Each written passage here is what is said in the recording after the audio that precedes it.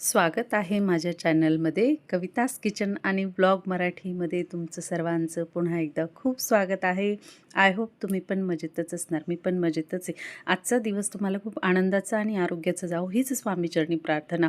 तर मित्रमैत्रिणींनो, मी तुमच्यासाठी घेऊन आलेली आहे चमचमीत झणझणीत अशी बटाटा फ्लावर आणि हिरवे वाटाणे घालून अशी भाजी जी लहान मुलांना खूप आवडते. तर बघू शकता आपली भाजी बनवून किती सुंदर तयार झालेली आहे आणि चवीला पण तशीच आली आहे भन्नाट. तर आता आपण बघणार आहोत भाजीमध्ये मी काय काय टाकलं. तर आता चला आपण व्हिडिओला सुरुवात करूया. तर सगळ्यात आधी इथे मी छान असा फ्लावर कट करून घेतला आहे. वाटाणे घेतलेले हिरवे, आता हिवाळ्यात भरपूर वाटाणे येतात आणि एक किंवा 2 तुम्हाला आवडत असेल बटाटे जास्त घाला. मी इथे एकच बटाटा कट केलेला आहे बारीक. तर बघू शकता अशा प्रकारे कट करून घेतलेले. मी इथे कढई घेतली.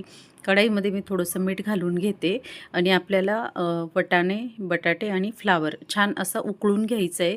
कारण फ्लावरमध्ये काही घाण वगैरे असते ना, त्याच्यामुळे मग आपण छान असं 2 ते 3 मिनटं उकळून घेणार आहोत गरम पाण्यात. आता इथे आपण वाटण तयार करणार आहोत. त्याच्यासाठी इथे मी लसूण घेतलं आहे, आलं घेतलं आहे, खोबरं घेतलं आहे, कोथिंबीर घेतली, एक कांदा कट करून घेतला, एक टोमॅटो कट करून घेतलेला आहे. हे वाटण आपल्याला अजिबात भाजायचं नाही आहे, आपल्याला सर्व कच्चंच दळायचं आहे. आता इथे आपला फ्लावर छान असा गरम पाण्यात धुतला गेलेला आहे. आता इथे मी वाटण तयार करून घेणार आहे. बघू शकता इथे सुरुवातीला आपल्याला खोबरं छान असं तळून घ्यायचं आहे. खोबरं तळल्यानंतर मग आपल्याला ह्याच्यात कांदा घालायचा आहे, लसूण घालायचं आहे आणि अद्रक घालून घ्यायचे आणि टोमॅटो घालून घ्यायचे. हे आपल्याला एकत्र दळून घ्यायचे. तर बघू शकता तुम्ही व्हिडिओमध्ये मित्रमैत्रिणींनो, व्हिडिओ पूर्ण पहा, स्किप न करता. आता इथे मी टोमॅटो सगळ्यात शेवटी दळणार आहे. बघू शकता आता इथे मी कांदा वगैरे सर्व दळून घेतले. आता टोमॅटो दळून घेणार आहे. तर आता छान असं आपल्याला त्याचं वाटण तयार करून घ्यायचे. कोथिंबीर आपल्याला सगळ्यात शेवटी घालायची. आता इथे मी हे सर्व भाजी छान अशी गरम पाण्यात धुतल्यानंतर छान अशी शिजली पण येते. तर बघू शकता तुम्ही, म्हणजे आपल्याला जेव्हा आपण फोडणीवर घालतो ना, जास्त शिजवायची गरज नाही आणि स्वच्छ 3 ते 4 पाण्यात धुवून घेतलेली. आता आपण फोडणीची तयारी करून घेणार आहोत.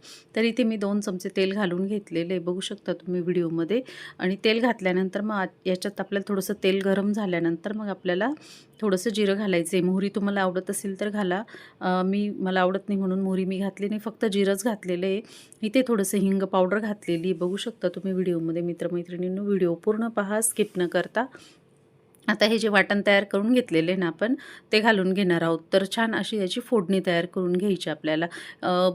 खूप सुंदर येते ही भाजी आणि म्हणजे चवीला पण छान येते आणि भाजीचा सुगंध पण तसाच घरभर दरवळतो. तर एकदा नक्की करून बघा ह्या पद्धतीने मित्रमैत्रिणींनो, आणि मुलांना पण खूप आवडते ही भाजी.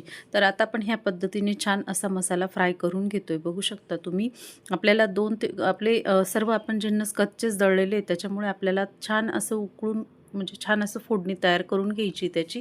आता इथे मसाले घेतले मी, गरम मसाला घेतला आहे, काळा मसाला घेतला आहे, थोडी हळद घेतली आहे आणि किचन किंग मसाला घेतला आहे आणि लाल तिखट घेतलेली बघू शकता तुम्ही. लाल तिखट आणि मसाले तुम्ही तुमच्या आवडीनुसार वापरू शकता, कमी अधिक. पण मुलं खाणार होते म्हणून मी इथं थोडंसं प्रमाण कमी ठेवलेले. आणि आपण इथे चवीनुसार मसाल्यामध्येच मीठ घालून घेणार आहोत. मिठा फोडणीमध्ये घातल्यामुळे ना चव छान येते त्याची. तर बघू शकता आता इथे मी थोडंसं मिक्सरचं भांडं धुवून घेतलेले आणि कढईमध्ये घालून घेतले. आपला मसाला पण छान असा फोडणीमध्ये फ्राय झालेला आहे बघू शकता तुम्ही. आता इथे मी छान असं 2 ते 3 मिनटं उकळून घेणार आहे भाजीत आणि वरून छान अशी कोथिंबीर कट करून घालून घेते. आता तुम्हाला कोथिंबीर आवडत असेल तर तुम्ही फोडणीमध्ये पण घालू शकता. आता इथे आपल्या भाजीला छान अशी उकळी येते बघू शकता तुम्ही व्हिडिओमध्ये. व्हिडिओ आवडल्यास चॅनलला लाईक, सबस्क्राईब, कमेंट नक्की करा.